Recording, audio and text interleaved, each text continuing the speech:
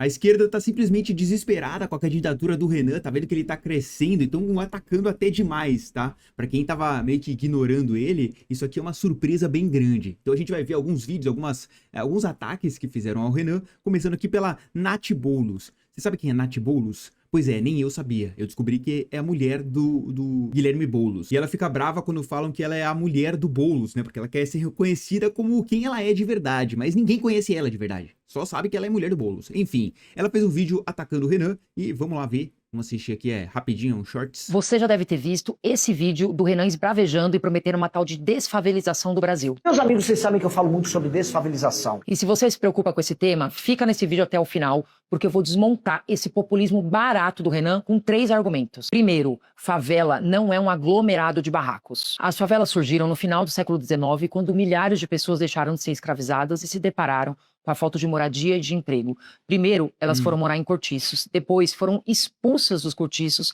no centro das cidades e foram ocupar as encostas, os morros. E essa dinâmica existe ainda hoje nos centros urbanos. Na favela tem seres humanos, tem trabalhadores que construíram ali a sua história, sua vida, os seus sonhos. E se hoje tem pão pronto às 6 da manhã, é porque a favela acordou às 3 para preparar. Ninguém escolhe viver em lugar precário, sem saneamento ou em área de risco. Só um playboy sem empatia olha para a periferia e não enxerga as pessoas. Vocês entenderam alguma coisa? O que que ela tá... Eu juro por Deus, o que que ela quis dizer? Tipo, o Renan fala justamente pra trazer dignidade pra essas pessoas, pra que elas tenham uma moradia de verdade, pra que elas não fiquem refém do crime, né? Não tem que fazer um gato ali pra conseguir ter energia, pra conseguir ter uma internet. Elas têm a liberdade de escolha, não tem que ficar acuadas com medo. Então, eu não entendi. Esse primeiro ponto que ela colocou, eu não entendi. Eu realmente queria até falar alguma coisa, mas não entendi o que, que tem a ver com desfavelização. Que ela falou, beleza, contou a história. E aí? Ele tá atacando as pessoas, ele tá querendo trazer dignidade pra elas. Mas vamos lá, segundo ponto dela, vamos lá. Segundo, o Renan enche a boca para dizer que vai passar a régua nas favelas. É essa a proposta do Renan para mais de 16 milhões de pessoas? Ele vai fazer o quê? Vai passar o trator, derrubar as casas, colocar as pessoas num caminhão e mandar para fora do Brasil? A verdade é que não existe solução mágica para acabar com um problema que existe há séculos no nosso país e que é resultado de uma exclusão social e falta de política urbana. A maioria das pessoas que vivem na periferia não precisam ser removidas. Elas precisam de urbanização, regularização e acesso aos serviços públicos de qualidade no seu território. E mesmo aquelas que precisam ser removidas, seja porque estão em área de risco ou por qualquer outra razão, não podem ser removidas do dia para a noite, como um passe de mágica, uma régua que alguém resolve passar em cima delas. É muito fácil pro Renan falar, né? Porque não é a casa dele que tá de frente pro trator. Terceiro, Mano, o que que essa mulher tá falando, velho? Ele vai passar a régua. Mano, então põe a fala dele. Eu gosto assim, eu gosto quando a pessoa fala. Tipo assim, determinado candidato falou uma coisa, falou X. Aí você põe o candidato falando X, entendeu? Por quê? Porque aí você mostra. Mas ela só, assim, só mentiu. Ela só mentiu, né? E ela propôs tudo que o Renan falou que ele vai fazer com a desfavelização, né? Que é a urbanização, uma moradia digna, que as pessoas tenham saneamento básico, enfim. Tudo que o Renan falou na proposta dele foi o que ela falou aqui, assim. E depois falou que ele vai passar o trato. Mano, assim, só mentiu. Só mentiu. existe uma diferença entre atacar a favela e querer resolver o problema da moradia. Concordo. O Renan, ele tá nesse segundo ponto, de resolver o problema da moradia. Enquanto no governo anterior o número de favelas só aumentou no Brasil, no governo do presidente Lula foi criada a Secretaria Nacional de Periferias e o programa Periferia Viva, que Ah, não. já Ah, não. investiu bilhões nas comunidades, em iluminação, saneamento básico, regularização fundiária e moradia digna. Isso sim é resolver o problema. Sim, isso é resolver o problema, cara. Com certeza. A gente teve aí o Lula 2002 até 2006, depois é Lula de novo, né? Até 2010, depois foi Dilma, aí depois foi Dilma de novo. E com certeza, né? A favela deve ter diminuído muito todo esse tempo aí que o PT tá no poder, né? Realmente, o Lula, ele tá trabalhando pra acabar com as favelas, né? Ele fala bastante sobre desfavelizar... Não, calma, esse aí é o Renan que fala, né? Sobre isso, né? O resto é populismo. O resto é populismo barato de quem quer ganhar like às custas do sofrimento alheio. Então compartilha esse vídeo e deixa aqui nos comentários. Ela só mentiu.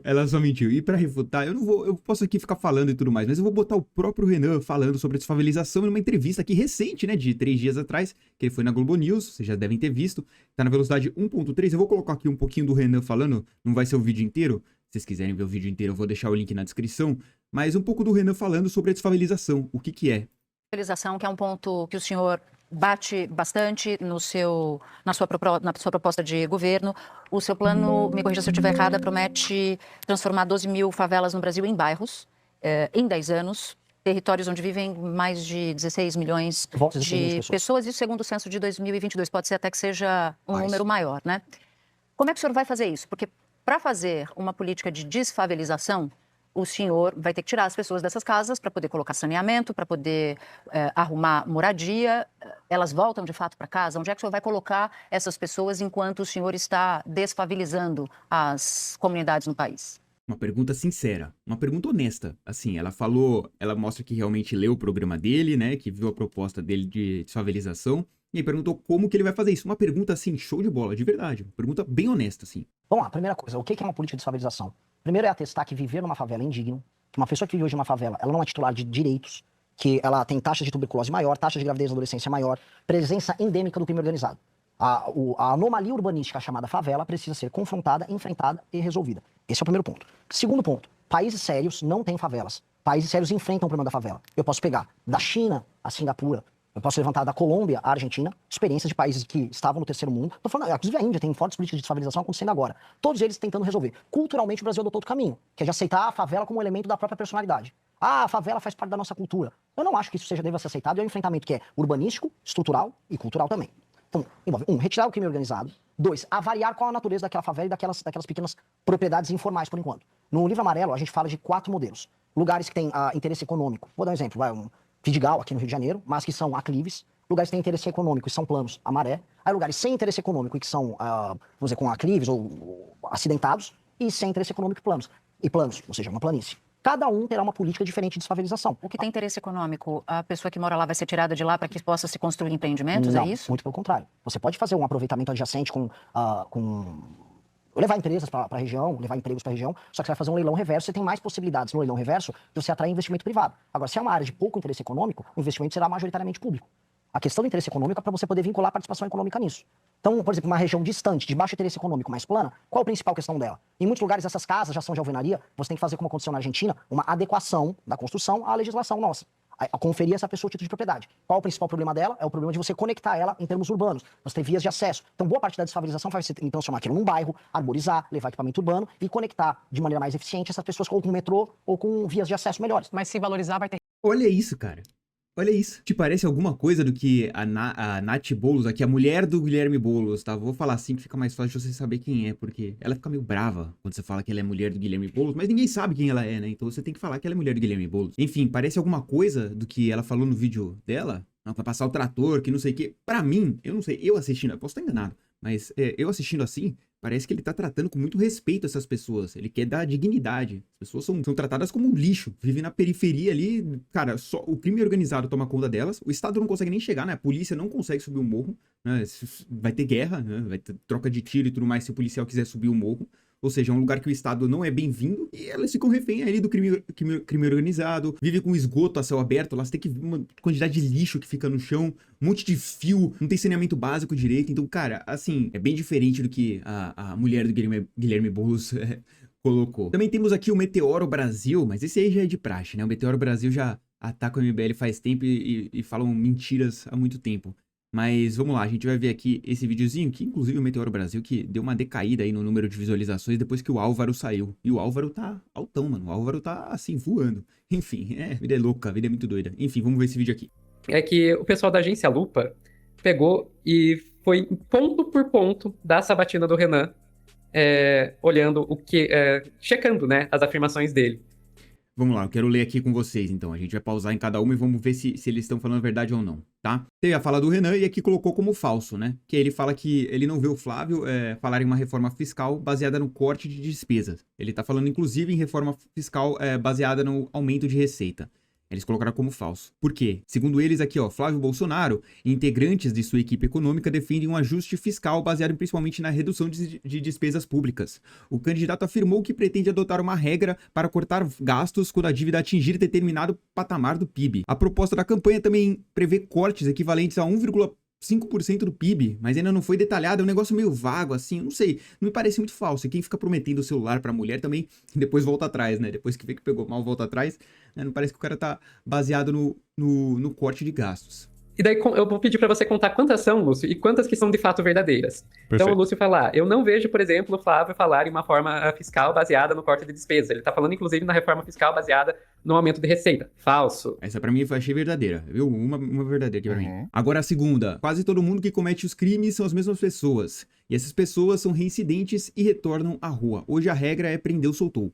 Dados do Conselho de Justiça obtidos pelo G1 em 2025 mostram que desde 2015 as audiências de custódia mantiveram 6 em cada 10 pessoas submetidas ao procedimento no país. A lei determina que um juiz analise a prisão em até 24 horas e convertê-la ou não em prisão preventiva. Tá, isso aqui não tá refutando, Renan. Falou exagerado? Eu acho que não. Eu acho que a regra é prendeu, soltou.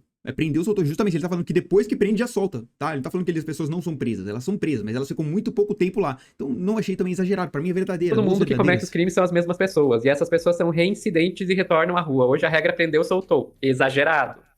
Agora o terceiro, a maior parte das políticas de enfrentamento à violência contra as mulheres são estaduais e municipais para atender isso. O enfrentamento à violência contra a mulher é uma responsabilidade compartilhada entre União, estados e municípios. A União cabe legislar sobre o direito penal, incluindo a Lei Maria da Penha e tipificação do feminicídio. Estados e municípios executam políticas de atendimento, assistência, segurança e acolhimento, ou seja, parece uma coisa muito mais importante, né? Uma proximidade muito maior do estado, né, do governo e do município. Eles parecem que tem uma intervenção assim mais próxima do que deve acontecer. Então não faltou contexto aqui. Pra mim também outra certa, né? A maior parte das políticas de enfrentamento à violência contra as mulheres são estaduais e municipais para atender isso. Falta contexto. Assim, você pode falar que falta contexto pra qualquer coisa que a pessoa falar também, né? Nós sempre fomos a favor da imprensa livre e sempre seremos muito a favor da imprensa livre.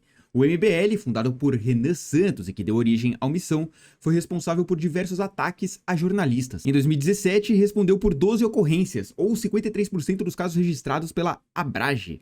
Em 2018, produziu um dossiê com dados profissionais da imprensa. Ex-integrantes também relataram à CPMI das fake news ataques orientados a dirigentes que negaram acusações. Mais recentemente, o grupo voltou a atacar jornalistas do Intercept Brasil. Assim, ataque não quer dizer que você é contra a imprensa livre. E segundo, você tá atacando... O Intercept é craque em fazer isso. Ou espalhar fake news, falar alguma mentira sobre o MBL. E aí você quer o quê? Ah, não, você espalhou uma mentira sobre mim. Vou ficar quietinho aqui na minha. Sabe, vocês estão atacando primeiro e vocês não querem que ele rebata. Beleza. E o que isso tem a ver com impedir a imprensa livre? Justamente ele tá deixando livre, ele está só rebatendo para as pessoas, ele não tá querendo proibir, ele não tá entrando com uma ação judicial, assim, proibindo que aquela imprensa exista. Cara, é tipo assim, é só contraditório. Contraditório é o meu... Fomos a favor da imprensa livre, sempre seremos muito a favor da imprensa livre. Contraditório. Vamos lá, a taxa de homicídios, essa aqui é bizarra aqui, ó. A taxa de homicídios a cada 100 mil habitantes no meu estado, São Paulo, diminuiu bastante.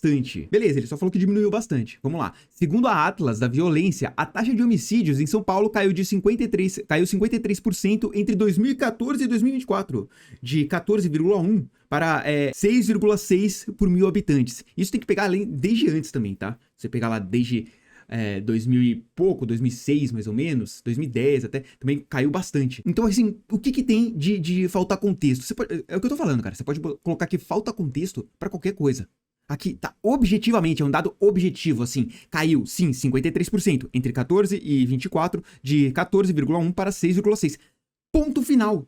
Caiu, sim, é mentira? Não, falta contexto. Que contexto, velho? Que contexto? Aí eles vão falar que, considerando esses casos, a taxa estimada caiu 23% em 10 anos. Assim, eles estão avaliando de outro jeito. É porque eles estão falando que não é reportado, né? Crimes que não são reportados e homicídios que não é reportado mesmo. Mas ainda assim caiu em 23%, né? Considerando que eles estão falando isso aqui tá correto. Ainda assim caiu 23%. Então, assim, o que... Eu não entendi, velho.